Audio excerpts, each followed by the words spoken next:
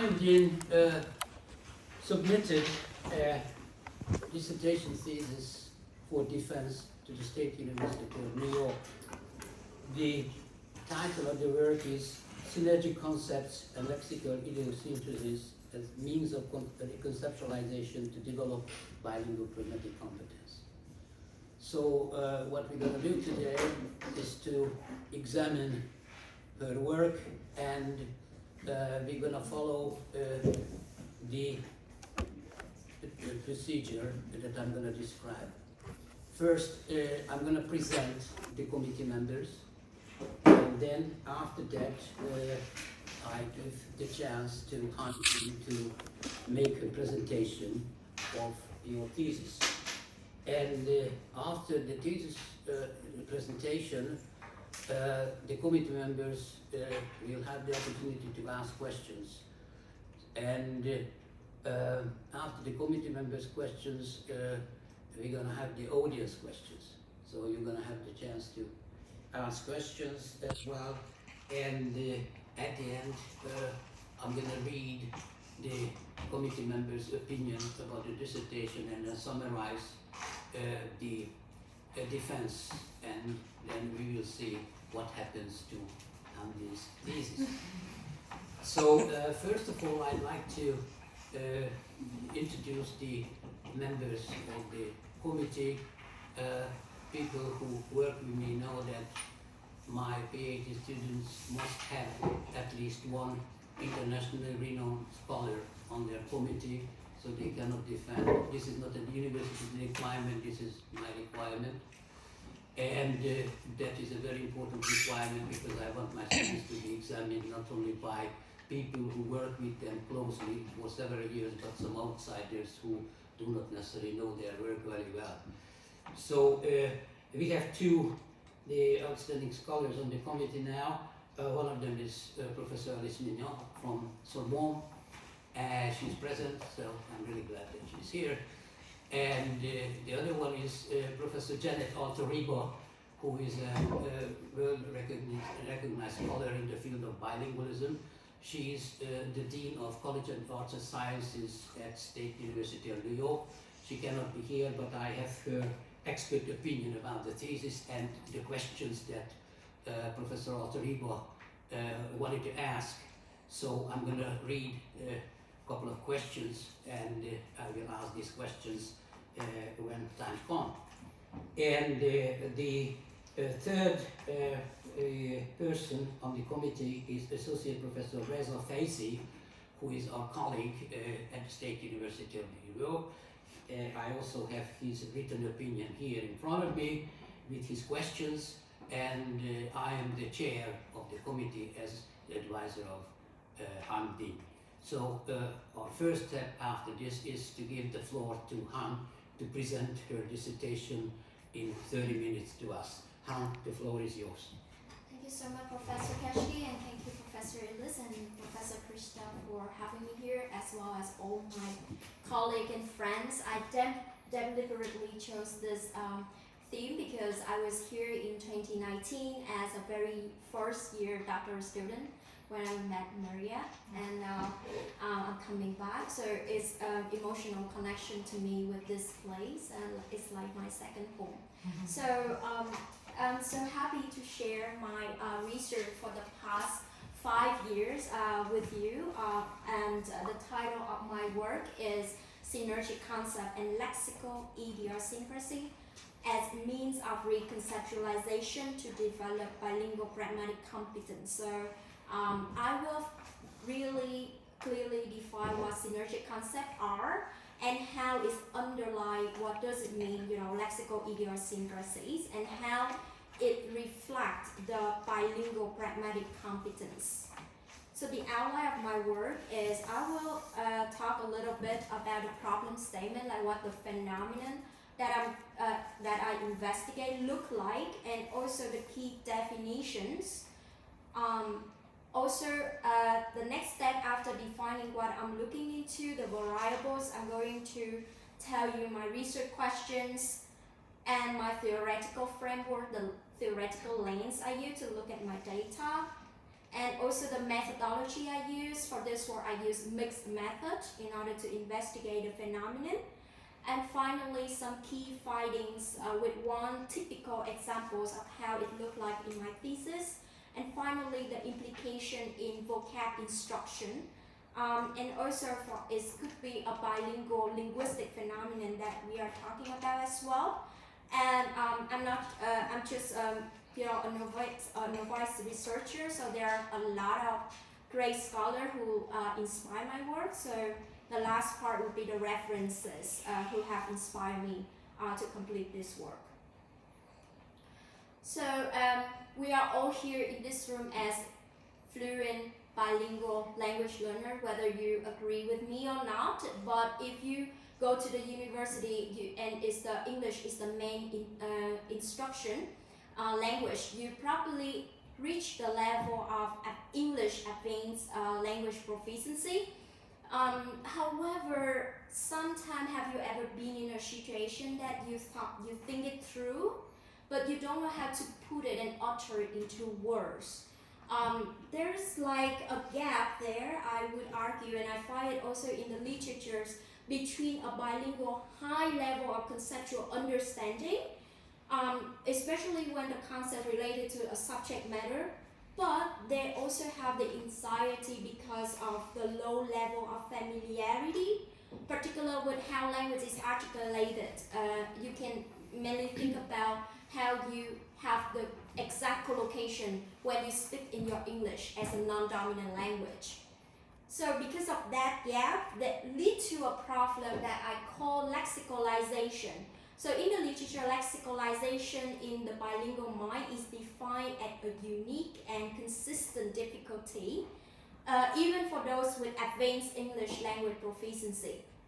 And let me give you a very specific example of what I mean. So this is a written product of a bilingual writer, a bilingual student at the university level, and you can say on the right column is how a monolingual instructor who is an American struggle to really understand what the bilingual student are trying to convey. So there's a lot of things that interfere the communication, the comprehension process of the monolingual instructor. But if you look closely to it, it's all lexicalization problem. Let me give an example. Let's read an example with me. Pay closely attention to the sentence. For example, if you are a public servant and as a rookie, you have to give in to the authority as a social climber for gaining more chances to the promotion. So the instructors say that actually it's not clear why the social climber is placed in that area, because a social climber to her in American cultural background exploit with the specific goals to gain higher social standing and submitting to the powers at work in order to present yourself as an articulate and competent employer to increase a chain to get promoted is not quite considered as a social climber. So in other words, the instructor was unclear why the concept of social climber was selected in that particular context and what the bilingual writer is trying to say. So let's assume that the bilingual writer has experienced through a process of thinking before she elected a particular word in that written context, how many stages of conceptualizing to articulation she has been through. This is a model to demonstrate the bilingual language productions from the conceptualization phase to the formulation and to the articulation. So I will go step by step. So the first thing you do actually start with stage number 1, what I call conceptualizer. So in the conceptualizer, a lexical concept incorporates social conceptualization from both languages and cultures actually immersed in your head. With that concept in mind, it comes to the second stage where it is called formulator. So in formulator, actually you start to map, you have the concept, but you start to map the concept with relevant, and you think that is relevant, but again, my data later will show that it's not just only relevant, but it also salient as well. But at formulator stage, you start to map the lexical concept into the words and the phrases where the concept usually often emerge. And after the formulator, then you consider contextual availability and what you really try to say in this specific context. That come with stage number 3 is the articulator. So the articulator, from a lot of choices, you narrow it down to one particular word selection in that context in order to communicate with the specific audience. Another way to visualize it that you can see is called dual language system, according to Kashki dual language system in 2006. So you can see there is the common underlying conceptual base here. So it's based on the assumption that our mind is just a singular information processing, and it has been proven by a lot of psycholinguistic studies that our concept from, let's say, first language and second language is not separate, but share. So it is called common underlying conceptual base because of that reason. And in that, when it comes to the formulator stage, it starts to fuse into 2 separate language channels, even before the production, the articulator phase, where you have to choose whether you want to code switch in a bilingual mode, or you want to steer your selection toward a specific audience in one particular language or culture, which is the monolingual mode at the articulator phase. So that being said, this work is based from the perspective of social cognitive approach in order to explain why the student choose the particular words and it may deviate from the norms of the monolingual language users. And whether it happened in stage 1, stage 2, or the last stage. So in order to analyze that, I'm going to employ the social cognitive approach, which claim that we should make a distinction between the conceptual level and the linguistic level, even it's a semantic interpretation, because it's very fundamental to explaining the word choice. Second, at the very beginning phase, before everything is uttered or produced, we need to look into the conceptual blending and what happened, what kind of patterns happen when we talk about that general planning in the common underlying conceptual base. Because you will see that as a monolingual speaker, we become very creative with our language, right? So we merge this concept with another concept, and those synergic concepts can generate a conceptual domain that's really new to you personally, and maybe to your community as well.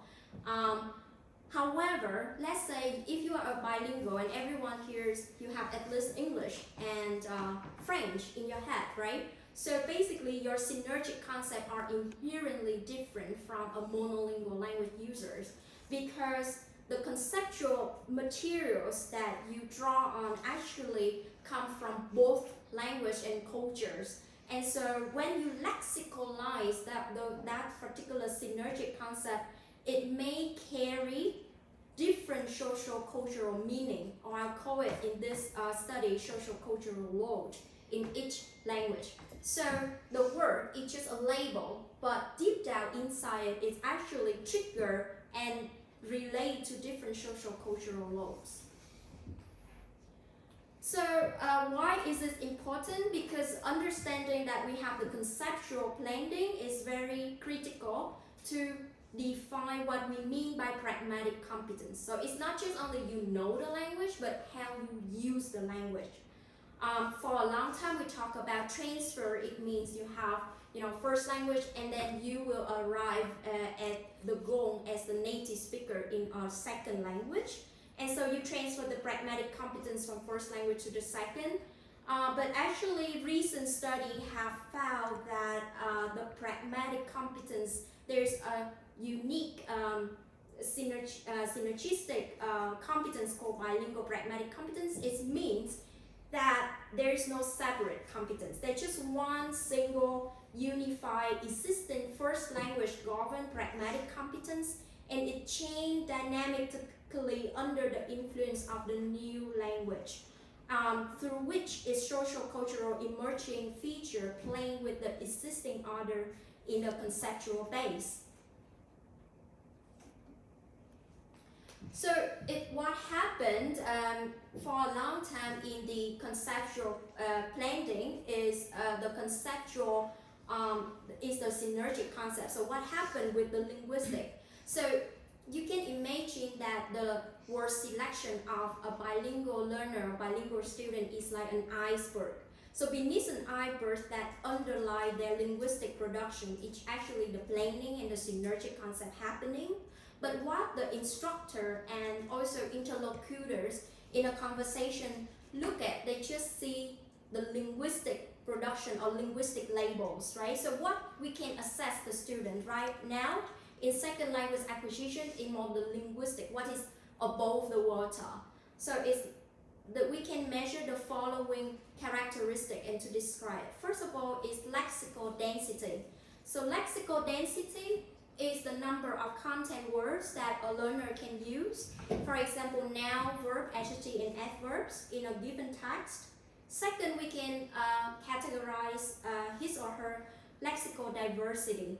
It means in order to talk about a specific topic or reference, how various words are used to indicate that one specific reference.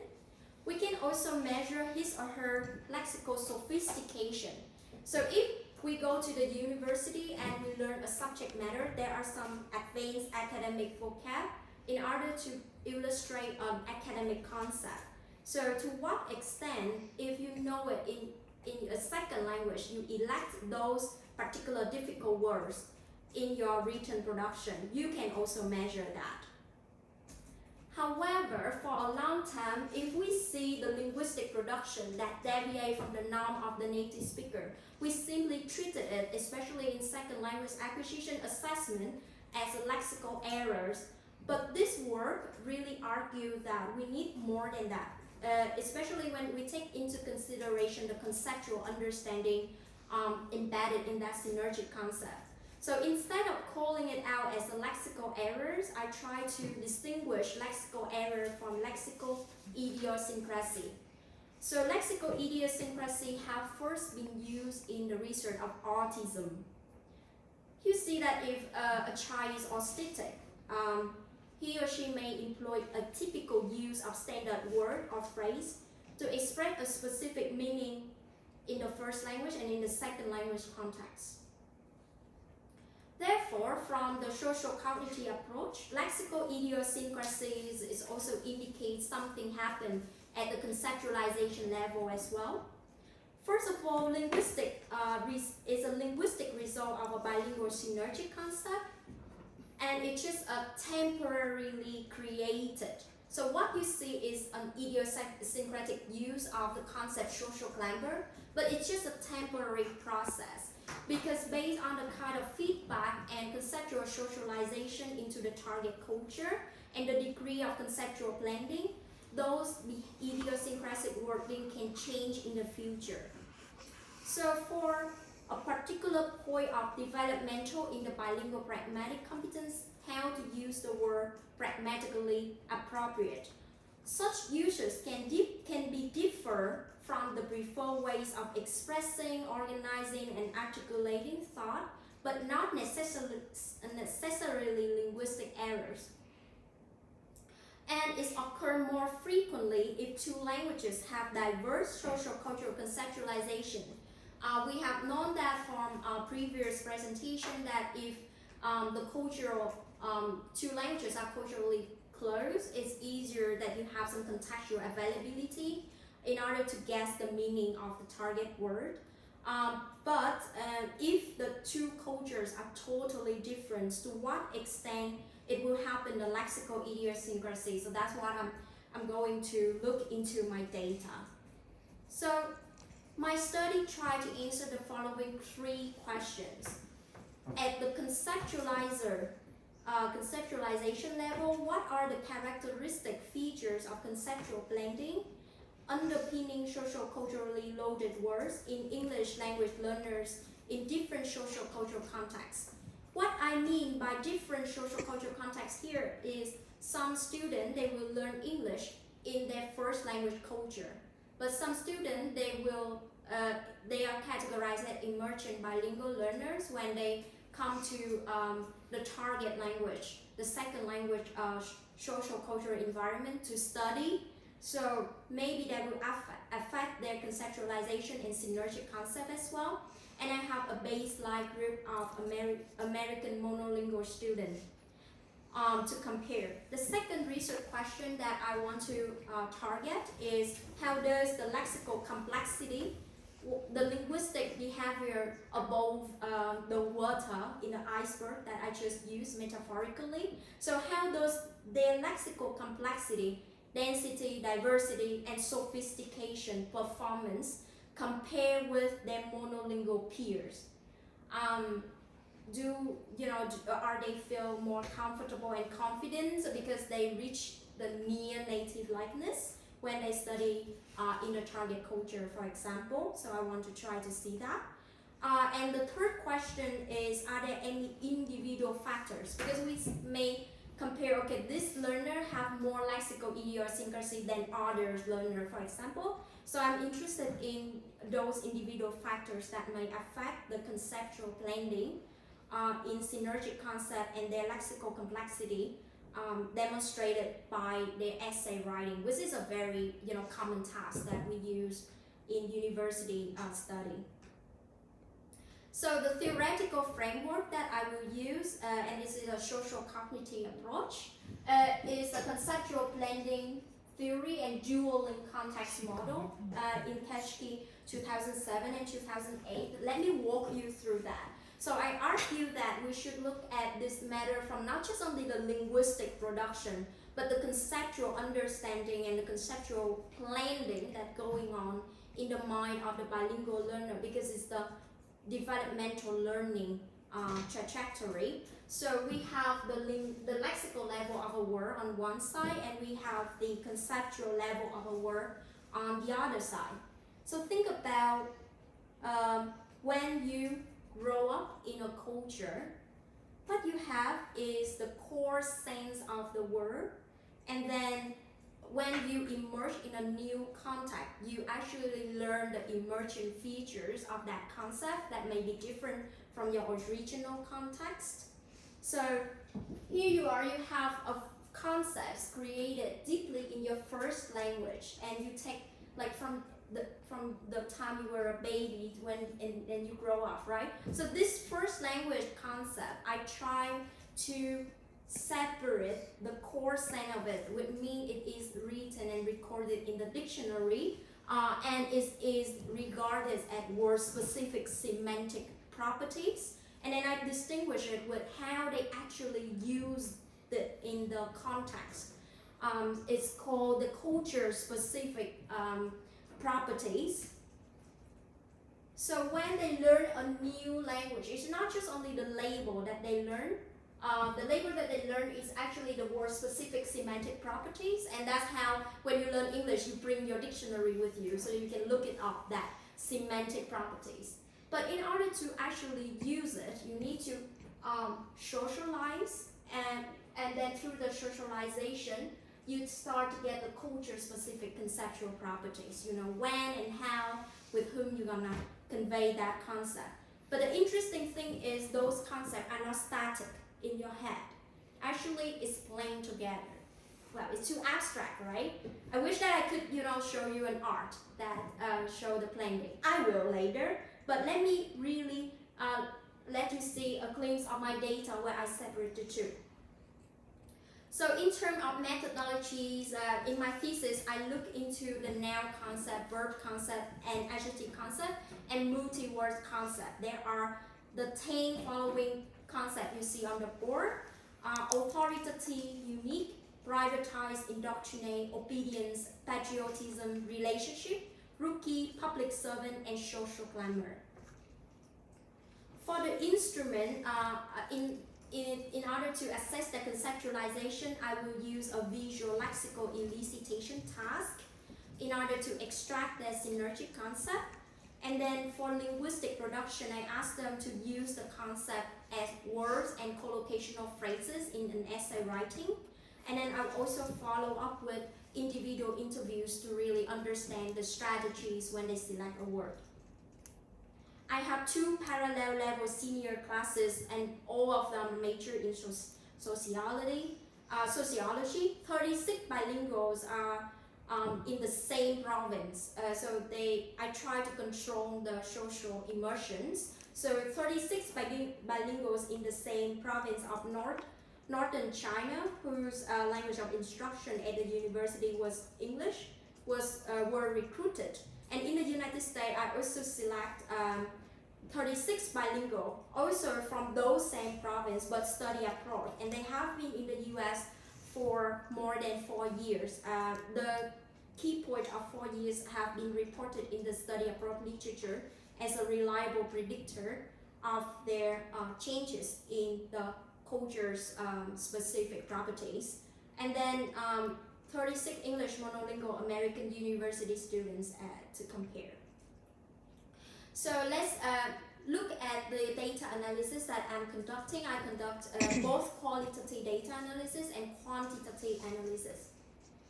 So if you remember, I just showed you basically this is the conceptualizer and then the formulator, and then finally over there on your right you will see that it is the articulator, the linguistic production. So in terms of conceptualizer, I want to describe the word specific semantic property and the culture specific conceptual properties. And we all know from our presentation throughout the symposium that emotion is really linked to the concept. So I also ask my participant to choose whether that concept negative, neutral, or positive in your culture. And then I look into the word association. So with that concept, if you have to put it into series of words, what are those available selection you have in your mind? You write it down, but it's not really put in an essay specific context. The last thing is I will look at the essay as the final product to highlight if those concepts have been used idiosyncratic. And then I try to describe the individual factors that involved in the word selection process. So these are all qualitative analysis.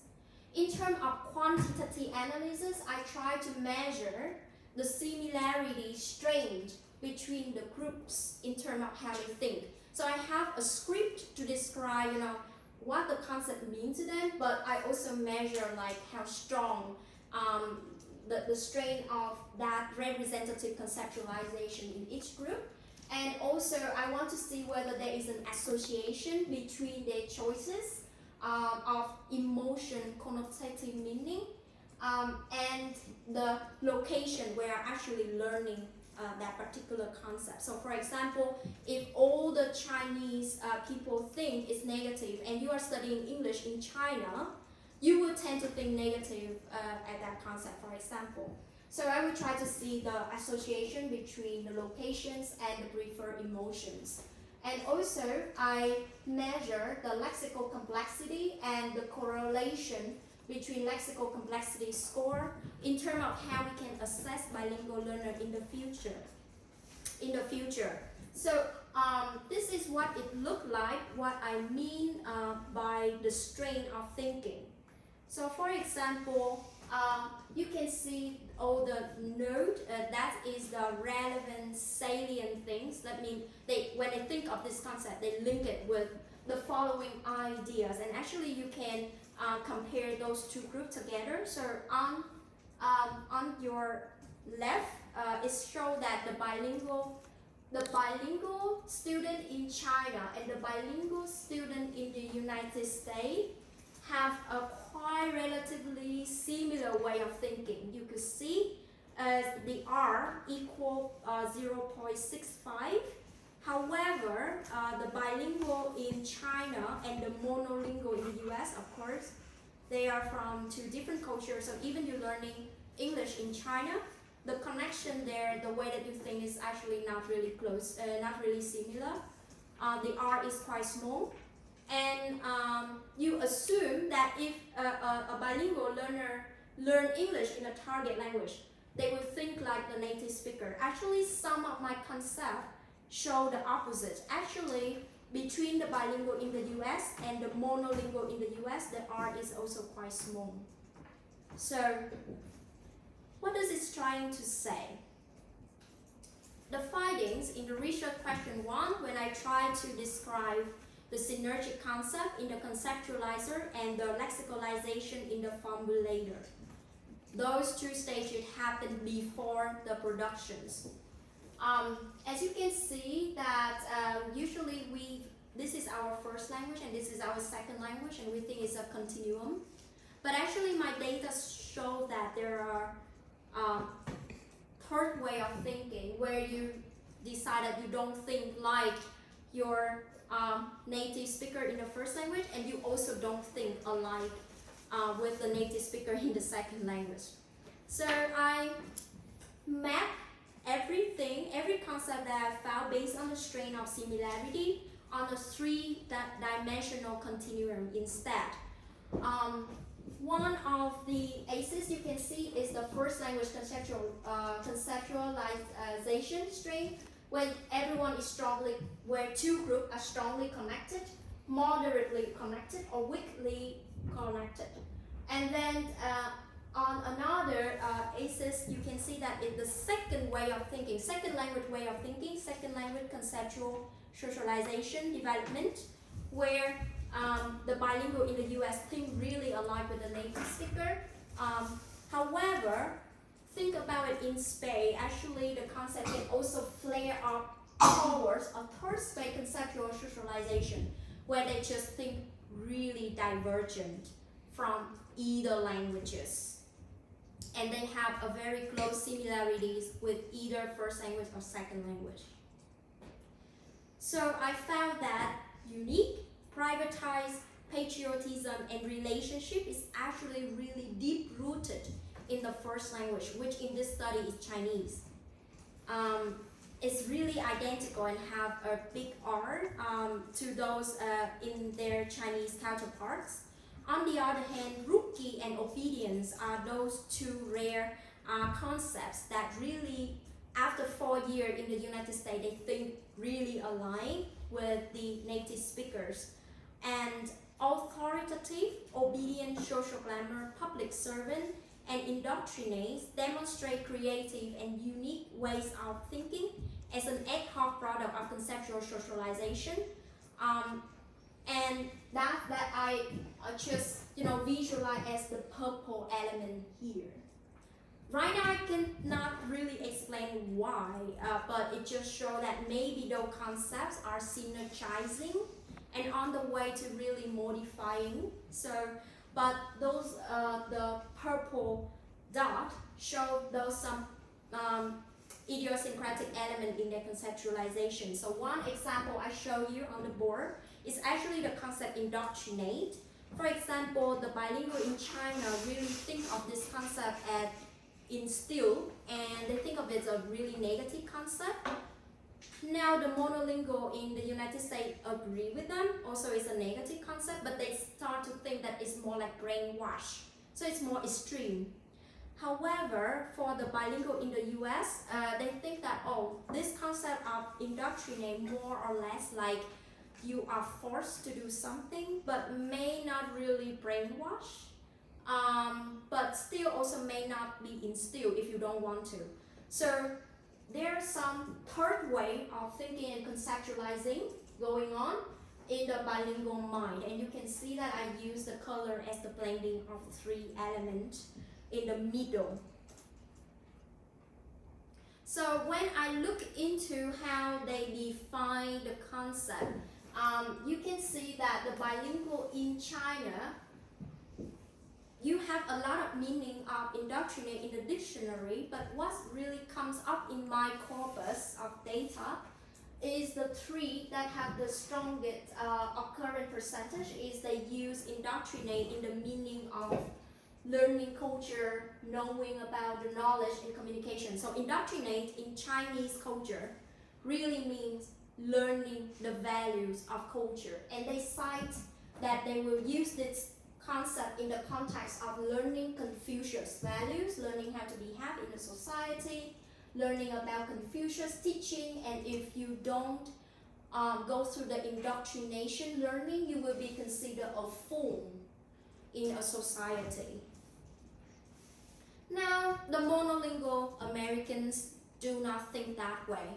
The three most salient conceptual aspects is that indoctrinate is a way of inform a belief to someone, and if it goes to the extreme of it can trigger brainwash and even used in the context of being in a cult.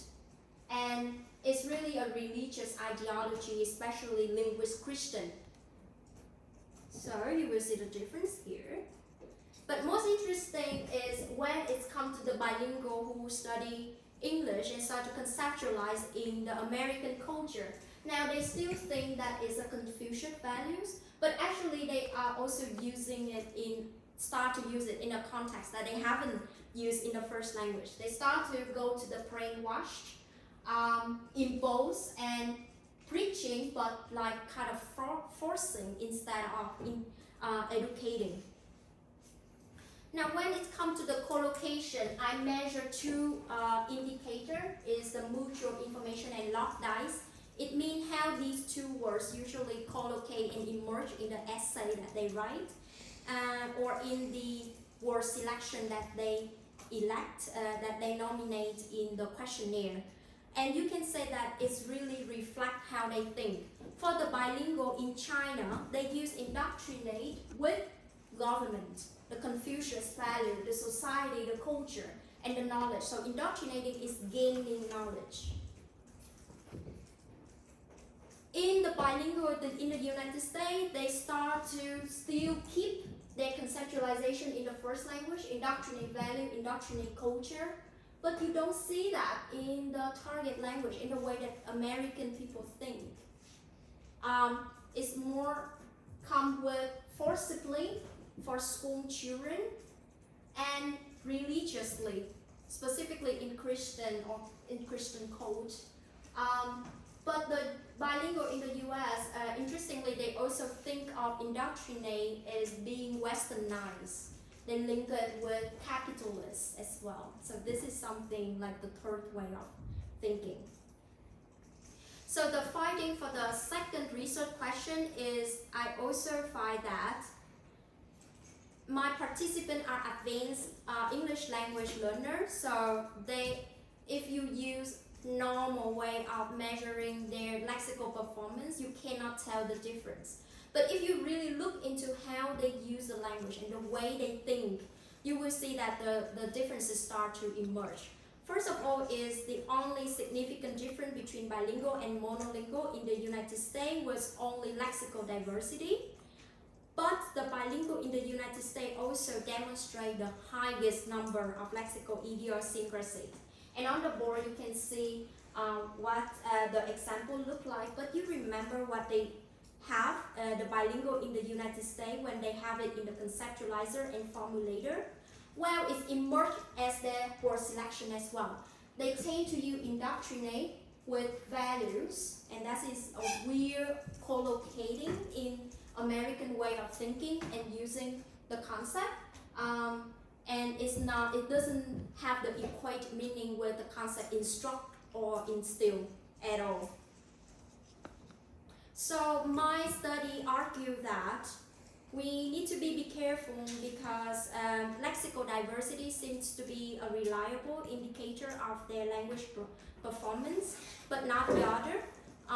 We also need to look at the lexical idiosyncrasy because it seems like the lexical idiosyncrasy can also add more information about their conceptualization and is correlated with lexical density, sophistication in both the COCA corpus and academic writing learner corpus as well. So we should use them as a pair and not a single, because if you use just a single, comparison is not enough to show the difference.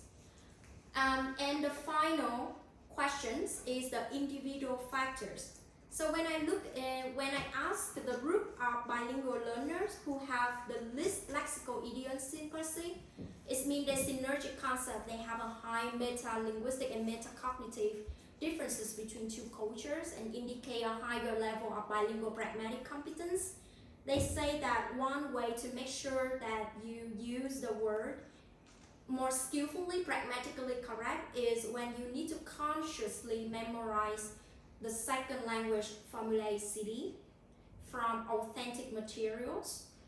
And when you go through a series of questions like, okay, what's the difference between this concept and the concept but lexicalized in the second language? So those students, if they use the learning strategy, they commit lower level of lexical idiosyncrasy. And these students are also the one who really advocate for the AI writing editing services.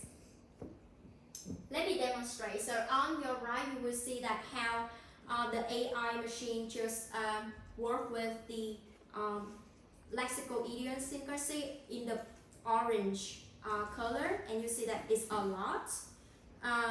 So to a certain extent, the student who want to demonstrate the least lexical idiosyncrasy, they can consult the use of AI, which have a really large corpus of data to optimize their word selections.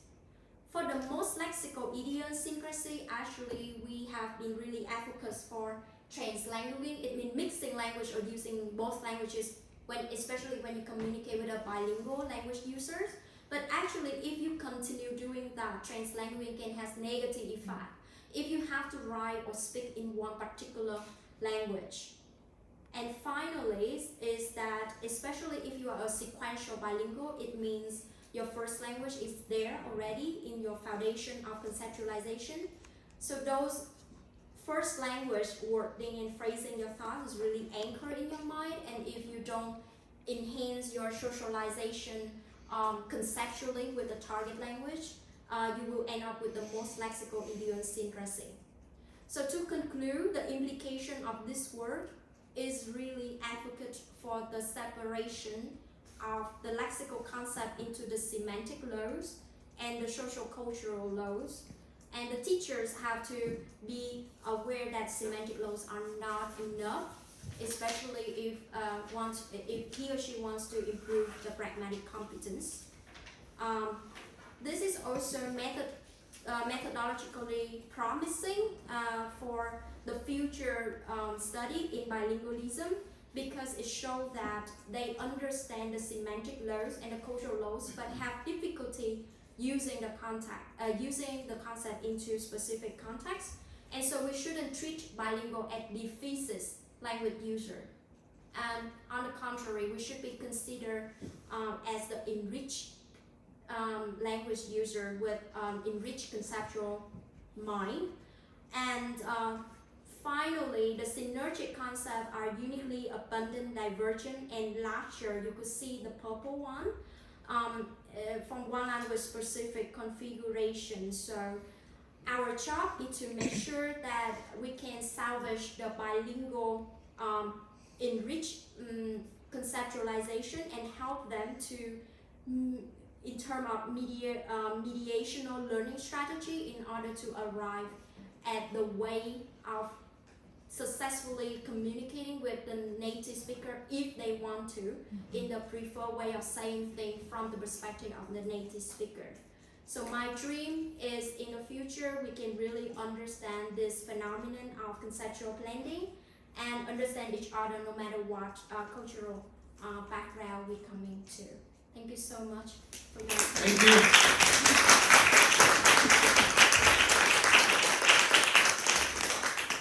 Okay, so our next step is to ask questions and make comments. And I'd like to ask Professor Alice Midland to start with the questions first, and then I'm going to go to the questions of the committee members who are not here.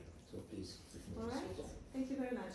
Thank you very much, Han, and thank you as well, Professor Keshkesh, for giving me the opportunity to read this thesis, which is neatly presented and structured and in which you convincingly argue for the existence of synergic concepts in multilingual interaction, which account for lexical idiosyncrasies of L2 speakers, idiosyncrasy being obviously a better term than error. What makes the study particularly interesting to me is that it deals with concepts, lexical concepts. And more specifically, it addresses and in some respects challenges the conventional nature of concepts. I'm going to have a question about that. And also it demonstrates the dynamic nature of concepts. My first question concerns the notion of conventionality. So concepts are typically conventional in that they are shared by a linguistic community.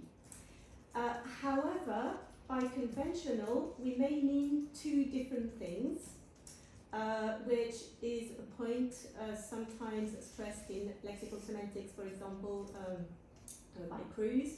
So conventional means that we agree on the meaning or the definition of a concept, but also it means that we agree on what the concept should be applied to. For example, if we may agree that table means a piece of furniture, blah blah blah, with 4 legs and a top, and then also we typically agree on the list of objects in the world that we're going to call table, and that's two different things, that's two different ways of understanding what conventional means.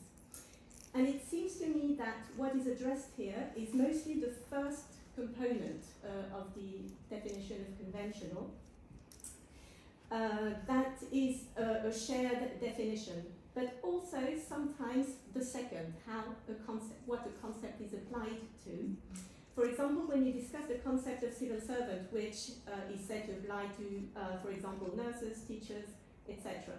Or when you address the concept of authoritative, and note that it occurs in the lexical idiosyncrasy authoritative atmosphere.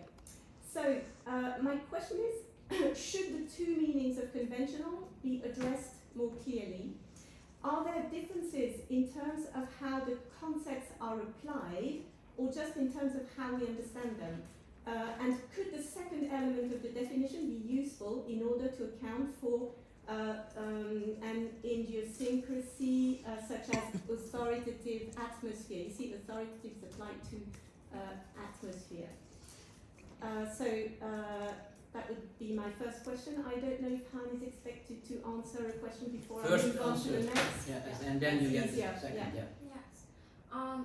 Thank you so much, Professor, for your questions. When I look into the literature, actually it's amazing that most of the literature is really take even from the philosopher's perspective of what the concept means. It's really based on the assumption that the language community is homogeneous, relatively homogeneous, and therefore there's a lot of similar experiences in terms of socialization and what the concept mean and how it map the concepts to the word label. However, there's a lack in even in the philosophical perspective on the definition of concept from the perspective of multilingual and bilingual, for example. It takes me a hard time to really pinpoint a particular definition that can be applied to make sense of even the conceptual meaning from the perspective of the bilingual community.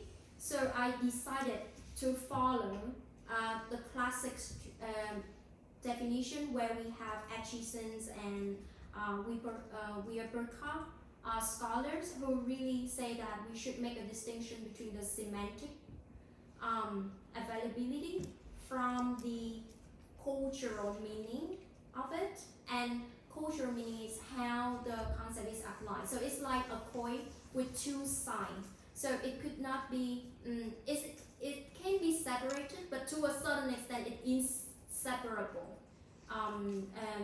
Is the way that they say it. So for the analytic purposes, we should separate it so that we can see to what extent the concept is context dependent, and that's where I would move a little bit further away from the sementician's definition of concept that you mentioned about the conventionality of concept, towards more like pragmatician's definition of concept, whether we have Keshki and also we have a scholar, for example, Serber in 2020, where they argues that the contextual availability in terms of social cultural load is a part of the concept itself. So again, it could be separated, but it could be inseparable, and it could be separated if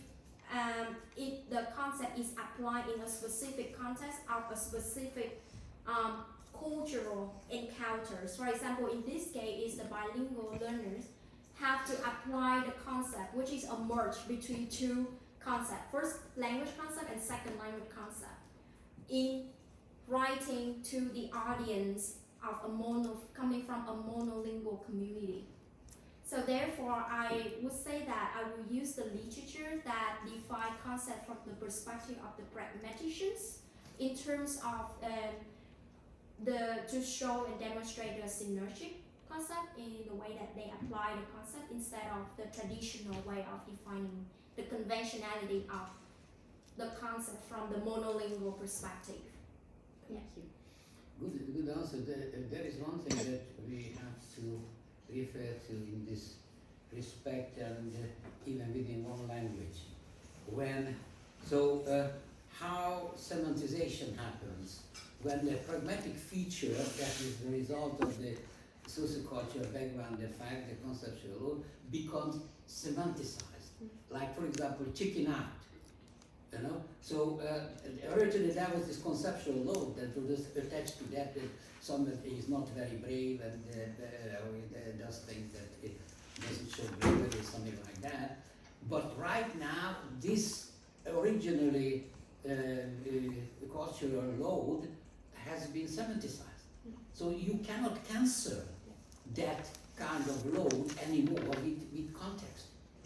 No matter in what context you use that word, or kidnap, blackmail, and several others like that, where there is a process of pragmatization to semantization back, because linguists always speak about the other direction, and there is a different direction. As Hans says, as far as bilingual is concerned, this is a very important thing that we look at, not the ugly part just, but the apply part as well. All right. Yes. Next. And Professor Elisa, actually, the last point I want to make to answer your questions is in terms of methodology. So in the elicitation task, when I take into consideration both way of defining the concept, as you say, so I'm very careful to make sure that there's the overlap and they're inseparable, but to a certain extent in a particular context, we can kind of try to separate it. So in the first, for the first way of understanding concept, I asked them what is the definition of this concept in your opinion that you learned from dictionary in school, and that's why I have the core sense of the semantic conceptual properties.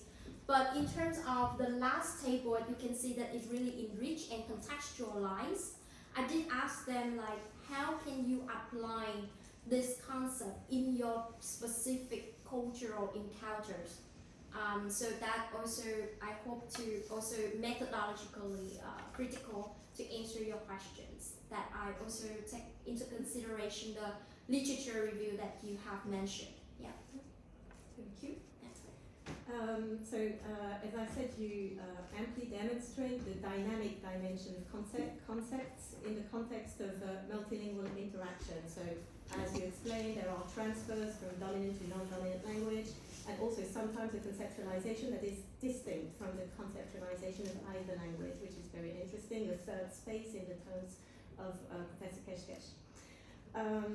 Right, and in order to show that, you adopt a methodology which is rigorous and thoroughly described You have a clear protocol, you've got your 3 groups of students, as you explained, of equal size, which yields 108 conceptual scripts, which is a fairly large yet manageable corpus. I have a small question, however, about the elicitation task. For each concept in the elicitation form, you have a visual. I was interested in the visual. How is it selected? I was surprised by some of the pictures. For example, I remember one that illustrates authoritative, in which we see a young woman and a child, so presumably a mother and her daughter. And I thought that it may invite us to a positive representation of the concept authoritative. Also, I was struck by the visual that you chose for privatization, which consists of a picture with 2 arrows pointing in opposite directions, and on those 2 arrows we read privatization, and on the other one, big government. So isn't there a chance that the visuals influence the conceptual script? And if there is, well, would that be a problem? Not necessarily, but the question arises. So more generally, why resort to picture at all? Why did you feel that the textual material was insufficient? Yes. So thank you so much for your questions. My inspiration for the methodology is actually comes from not pragmatics, but more like experimental pragmatics and psycholinguistics, and especially the work of Baflenko. I know that professor may not agree with me that he really aligned with this. She aligned with her Baflenko psycholinguistic methodology, but I like the way that she used a lot of visual images in order to extract the conceptualization. Because way before we can put our thought into words, we are really immersed in the making sense of the surrounding world with mental images. And what is at the core of the concept in our mind usually flashback, according to the psycholinguistic, as an image rather than touch. So it's not like the code, but the image, the mental image in the mental lexicon. So that's why I select the visual elicitation that have been used from the perspective of psycholinguistics.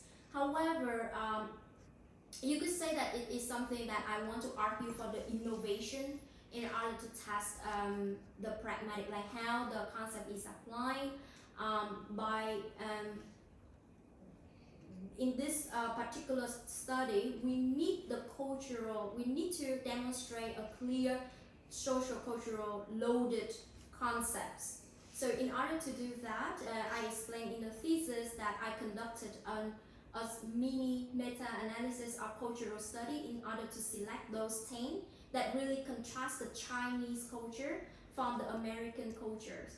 But I want to reduce the biases of social-cultural loads when they answer the essay, and I want to see the Chinese cultural meaning or the American cultural meaning is more salient. So that's why you usually see that for each concept I will include 1 but also 2 pictures and photos in order to demonstrate the concept in the most natural manner, but at the same time also trigger some social-cultural context, because I want them to give me rich data in terms of the social-cultural loads that are targeted in how they use and apply the concept. Because you have a concept can be referred to, can be linked with different reference and different contextual encounters, but for the sake of looking into specific social-cultural load, if we don't carefully narrow down it to the social-cultural context, then we cannot have a rich conceptual description in terms of the social-cultural loads. So that's why I take it into consideration which pictures that I use, and also I tested and piloted it in my pilot study before scale up to my dissertation. Thank you. I'm glad that you noticed that, because actually the problem with this issue is that when you use visuals, your selection, the researcher's selection can be biased. Yeah. So this is where the danger is with selecting particular visuals. It's okay what you wanted to do, but you know, sometimes you have to kind of measure whether you really want to kind of use these visuals, because especially the first one, the child mother kind of relationship is culturally biased, you know, so it gives the impression, as you said, some kind of positive meaning of that particular lexical item. All right, thank you very much. So the next step is that I'm going to go to the other committee members and look at what they say. So the next committee member is Professor Janet Alteriba, and she says the following: overall assessment.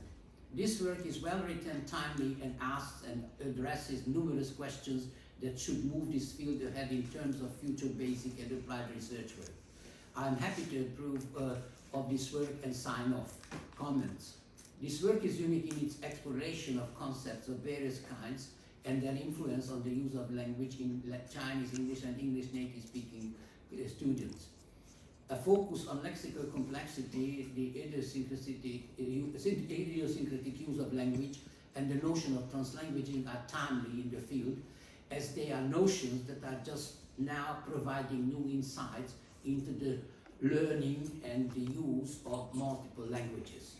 Below, some comments to consider in any revision of the work, or to respond to the event that these comments mightn't find their place in the current thesis. So she makes some questions here, actually, is 8 different questions. I will not read all these questions, but I will ask a couple of them which are relevant to this discussion. So number 3, she says that by page 14 it becomes a question as to how a social culture base is learned or acquired. How does one acquire a social culture background with regards to language? Can a little bit more said about this important aspect of this work within the introduction? Is it through certain types of experiences in the world, in school and at home? So please explain. Thank you so much, Professor. And the question is a very great question. So I would say that in terms of the social cultural load, isn't even the word social cultural load is something, it say that the information abstracted from social cultural encounters have been included into the lexicon gradually over time. So it's imagine that the beauty of each word is in your first or second language is also carry the history of generations before you were born, your ancestor, how the concept have been used and modified throughout the time. So definitely a social cultures could be both learned and acquired, especially if it is your first language, your native tongue. It would be really towards acquired because it's happened way before the concept is kind of consolidated, especially when you're adult. Because maybe when you're adult and you don't have exposure to new ideas, so it's kind of maybe concept can be fossilized and kind of stable. Especially if that concept of social cultural load is acquired through the first language. But for the second language, actually the social cultural load is actually learned if that language is taught more or less as a foreign language. So think that if you don't study abroad to the American culture and you study it in France, for example, the only cultural ambassador or the information about the social cultural load attached to a concept or a word is actually explicitly taught by your English language teacher. Mm-hmm. So you still use the English words label, but the way you use it is really based on your social cultural load in the first language, basically, first language and first culture. Now, for the bilingual language learners, socializing conceptually into the target language, and we are talking about the literature referred to study abroad or immigrants I argue that we should treat them differently because their social cultural role, especially in their second language, is actually both learned formally through school but also acquired depending on to what extent they are willing to participate in the target language community. You can be a French English bilingual and stay in New York for more than 30 years, but you can still use it, especially the way that you use it, you learn, you use it in a French culture. If you don't want to merge with or open to American culture and American way of thinking. So I think it depends on the context and the population we are talking about. Thank you.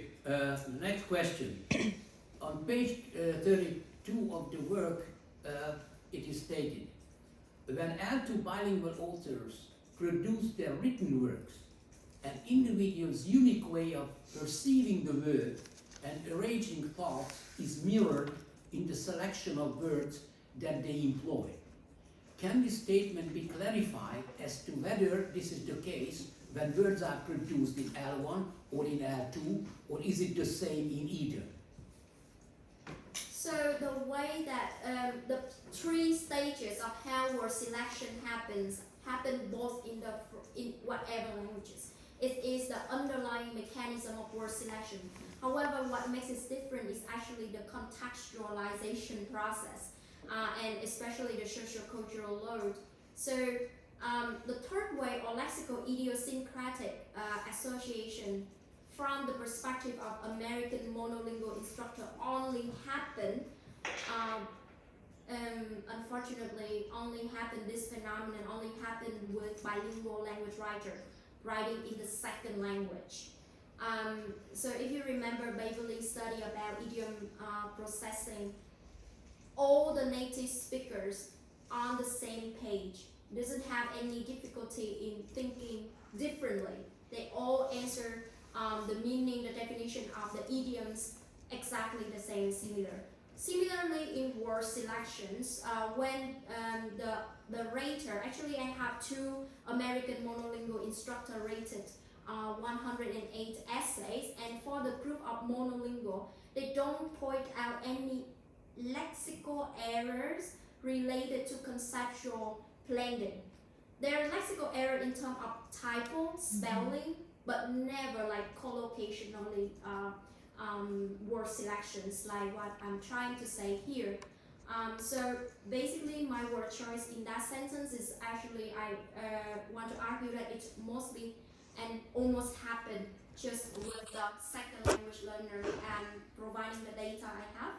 And in order for future implication, I still want to see more data in terms of quantitatively speaking, because the way that thought are mirror should be taken into consideration as a group rather than individual students. So it may not true if you look in case study, but quantitatively analysis in my corpus is to say that lexical idiosyncrasy only happen in the second language word selections. Okay, thank you. And right now we're going to go to the third opinion, Dr. Reza Faizi's assessment, and he says, Han Dinh has conducted a thoughtful dissertation that examines the lexical choices of sequential bilingual students in their writing, depending on the sociocultural context where conceptual socialization took place. She addresses a significant gap in the bilingual literature. In her study, she adapted the socio-cognitive perspective on bilingualism as the theoretical framework in informing her work. This theory is well chosen to frame the study, understand and explain the findings, and inform her design choices. Han's work is novel, timely, and contributes to the literature on bilingualism meaningfully. She has conducted a thorough and excellent literature review, making coherent and strong arguments, and has presented the theoretical framework in informing her work clearly. In her dissertation, Han collected various types of data and analyzed them meticulously. Overall, I enjoyed reading Han's dissertation. Her work is thoroughly designed and well conducted, and her writing is clear and easy to follow. And in the following, he asked two questions. The first one is, in describing bilingual participants, she mentioned the term linguistic profile, referring to Gutierrez and Clen's work, 2008. How does a person's linguistic profile affect their target language production, both in oral and written form? It's enough if you just talk about the written form, because this is what you focus on. So the linguistic profile, and how does the bilingual's personal linguistic profile affect their target language production? Thank you so much, Professor, for the question. So, this concerning how my participants were screened before they took the questionnaire and all the conceptual elicitation tasks. So I want to make sure that I have bilinguals who are a bilingual group who are relatively homogeneous in terms of their abilities to understand and know the words. It means they know the words, they contextualize words. So linguistic profile I use particularly in my study is a questionnaire and like more or less like an assessment test to measure the quantity of words that they know in a language that compatible to their language proficiency level. And there is no statistical difference in terms of the bilingual linguistic profile in both in China and in the United States. So it means that on the quantitative change, when you learn a language, you learn new labels, and there's no much difference whether you study English in first language or second language culture. But you can see that in later, when it comes to the findings, when we look at the conceptual or the qualitative change, to what extent you think you change the way of thinking and saying things, is really a different matter. It's not really homogeneous, and depending on the group that you are talking about, where they are bilingual in China or bilingual in the United States.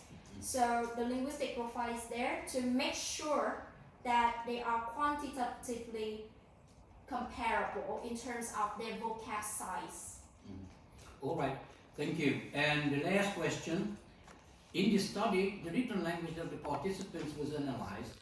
Given that in writing, individuals spend more time thinking before producing a written text, what differences would she have seen in terms of findings of her work if she were to analyze oral language output of bilinguals? So just briefly, because your task was not to analyze oral language production, just written, but briefly, what do you think about the applicability of this stuff to oral production?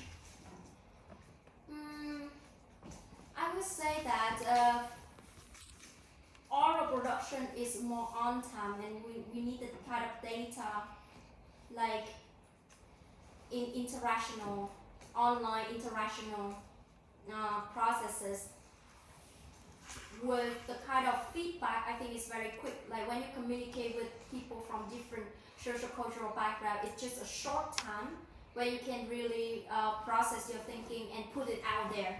But with the written production, it's different because you have more time, and then you submit the essay, for example, the final essay to your teachers, and it more like you need to rely on the feedback of the instructor in order to move on and maybe refine your word selection. However, with oral, I think there are a lot of correction strategies going on the spot. You know, for example, when I talk and if somebody don't understand, or because I use the concept too weirdly, too difficult to process, the interlocutor will signal and help with my meaning negotiation process on the spot.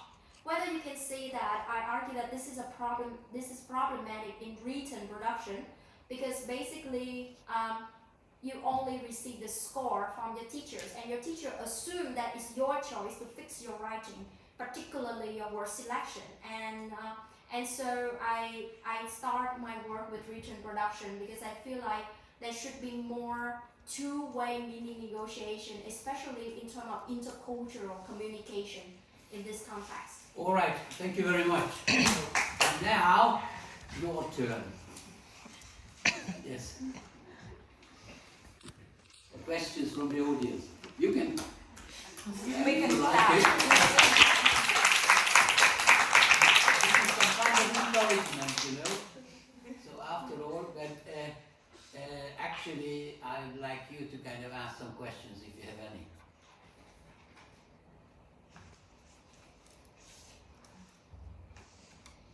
I think Beverly has some. I'll ask a question. So I am curious about, being a teacher and finding what you did very interesting, as I do have many students coming from various backgrounds, including China. How would you apply, kind of what you've learned here about distinguishing, maybe perhaps how could I as a teacher distinguish between lexical error, conceptual error, and perhaps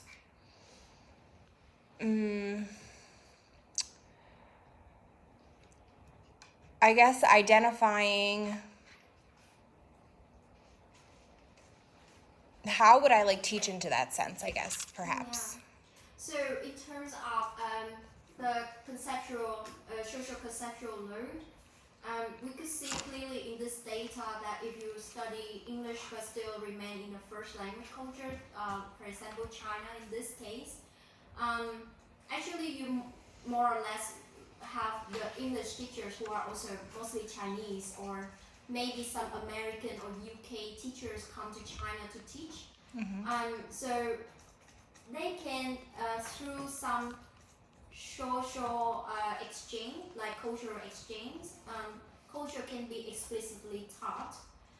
Right now we have a lot of authentic materials, especially later in the future I want to measure their pragmatic competence, but in terms of context. So contextual immersive learning or experiential learning can be a good way to naturally introduce the social cultural load, especially in the context of English of foreign language. And I think, for example, like this change of the symposium where students coming from different social cultural background coming is a good way for us to make the recognition about the differences across culture. And I feel like I advocate for more social interaction, more than just watch movies, for example.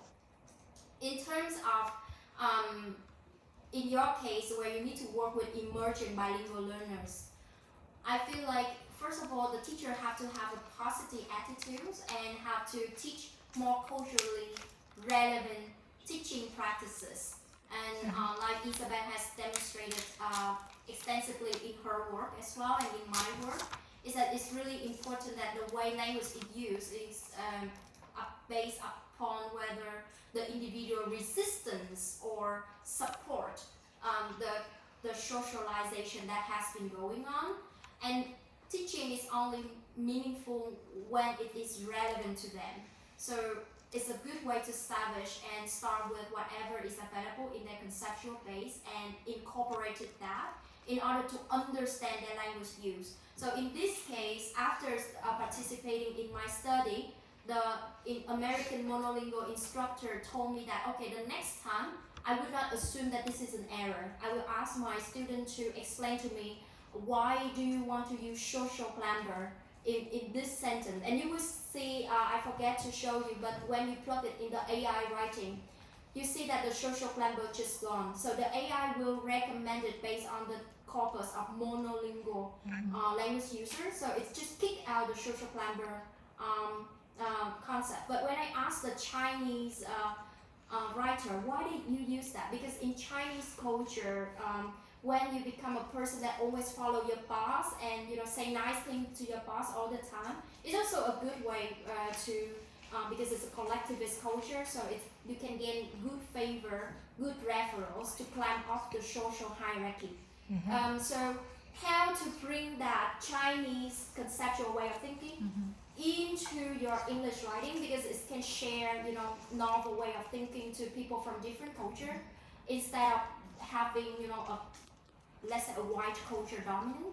It's also something that is the value of multilingual education. So I think, like the instructor say, she will not assume that it just been there as a mistake, but it's more or less like a way of trying to express what is on the mind of the student. Okay.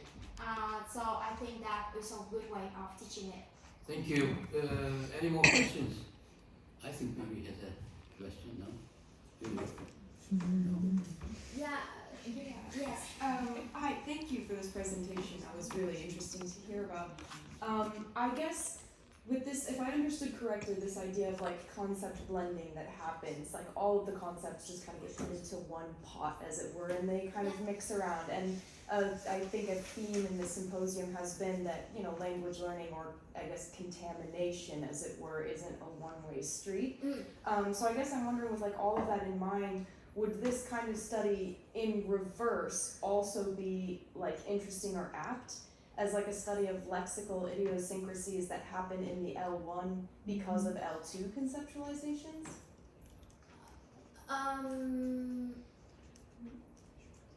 Can you just rephrase your question again? It's a So- good Yes. question. Yeah, it's a really good question. It's a good question. Yes.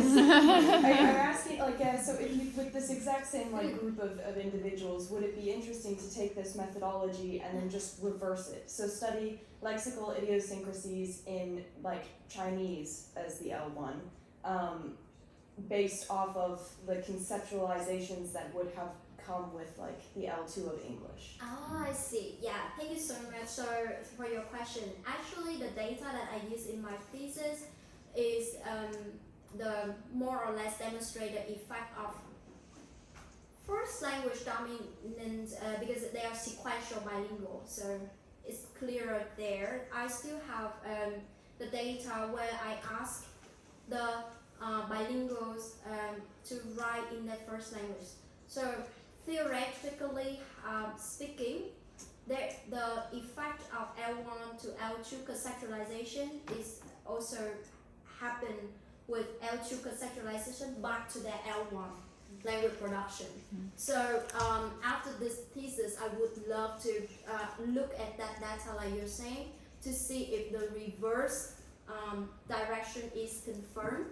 And definitely there are studies, for example, second language and mother tongue, there's a book written by Professor Kashki and Professor Tunpa that also documents the effect of second language, linguistic use, but also conceptualization to a certain extent on the first language. So I would hope to see, because Chinese and English is really different language, linguistic representation, and also culture. So definitely it's a possibility there. Yeah. Thank you. All right, thank you very much for answering all these questions. And there is just one thing that I have to do to summarize what we have heard today here at this defense. And listening to the opinions, the assessments of the members of the committee, I think that we can highlight some things that are included in all the three assessments. I didn't say anything because if I hadn't thought that this dissertation is acceptable, she wouldn't be here. So I think that that says everything. And if I want to summarize the values of this work based on what other people said and what I think myself, I'd like to highlight 4 different things. One of them is the novelty of the work. So a couple of committee members emphasized that actually the work tries to kind of fill in the gap in the bilingual literature, and that's a very important thing. It has a lot of potentials. Of course, most of this whole thing is potential, so you have to continue working on this issue and publish research studies and go in the direction that you define in a dissertation and that you talked about briefly today. And the other thing is the methodological soundness. So her methodology is very good, well organized, well executed, and it was emphasized in most of these assessments that I have in front of me. The third thing that was very important is the relevant use of the literature. So she has relied on a huge amount of literature, and she used that literature relevantly to the subject matter whenever the actual piece that she read could kind of support her work, or at the same time, whether she could kind of argue with what was written by other scholars here. And finally, I also would like to emphasize the use of the theoretical framework, because one of the major problems, at least in my opinion, seeing hundreds and hundreds of doctoral dissertations, that doctoral students select theoretical frames and then they forget about them and they write a dissertation.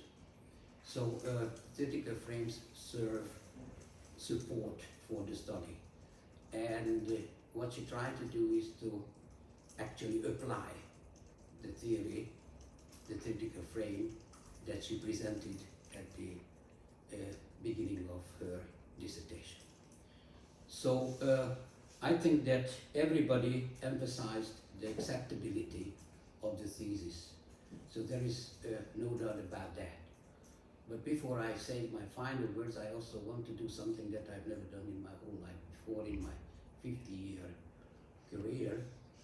I want to thank a student of mine that she helped me a lot in the last 6 years.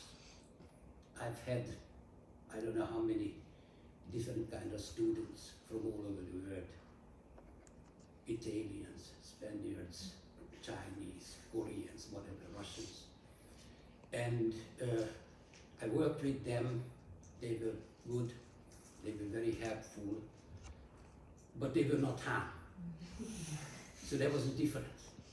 So, in the last 6 years, whenever I needed a piece of article, I just wrote a message, Han, I need this. Whenever I was editing a book and I needed help with the edition, I told Han, here is what you have to do.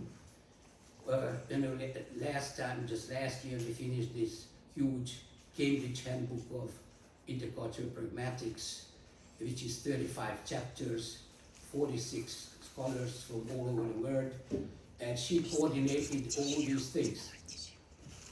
And right now, I'm working on a big project in Africa with 48 different African scholars, and she's coordinating that. So I don't know what I'm going to do without her. So that's the real problem. So openly, I'm going to thank her for everything that she has done for.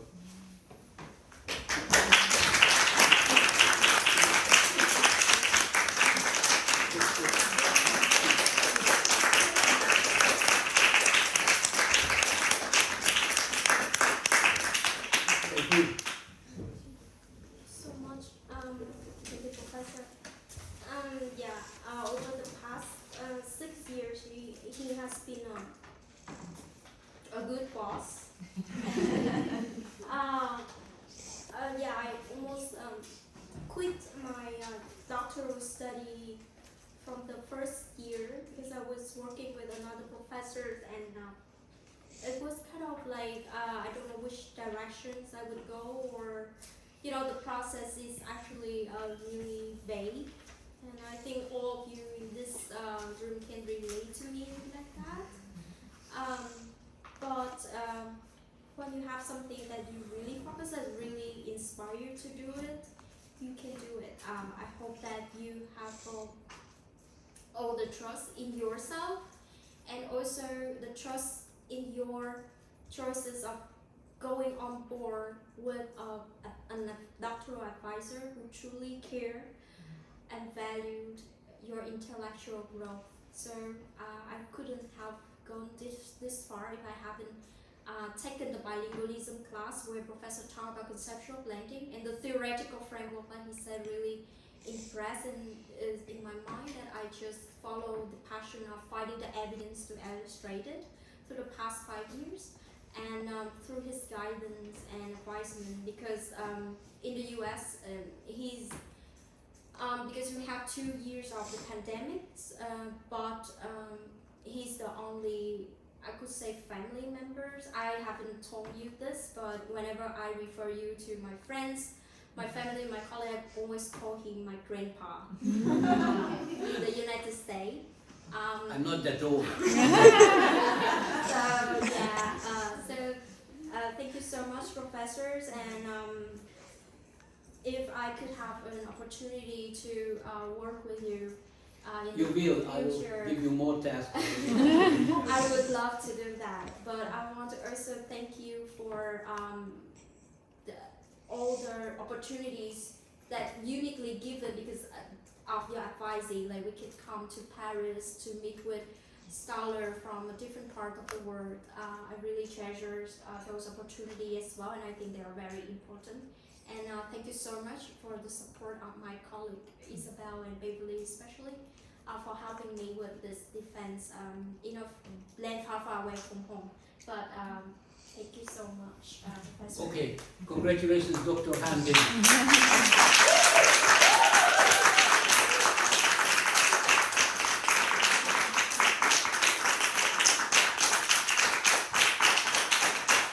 Thank you to Sorbonne that we got this opportunity here, that to have this dissertation defense here. It is wonderful, and it's a good experience for us, and I hope that this is as good as for you as well. So thank you very much. Professor, we in 2019 we have a photos with Yeah. everyone together. So please join us.